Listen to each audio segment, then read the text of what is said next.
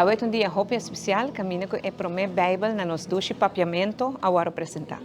Trabalho de hopi anos, quando vê hopi gente aqui na Aruba, na Corsol, na Holanda, até na Argentina, a bem para ajudar nós, para nós poder lograr que é para mim Bíblia na papiamento.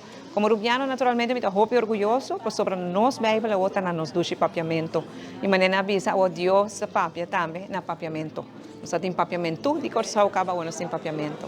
Pero como governante, como ministro-presidente do país, me quero que é um momento muito importante para nós para quieto.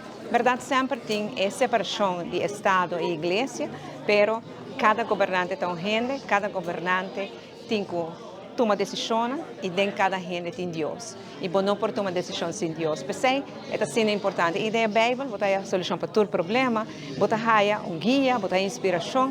E essa é a minha vista de própria experiência. Questo momento grande e como ministro-presidente de Aruba, me estou sumamente agradecido na toda esta casa, se é possível, como aqui na Aruba, tem sua Bíblia, na papiamento também.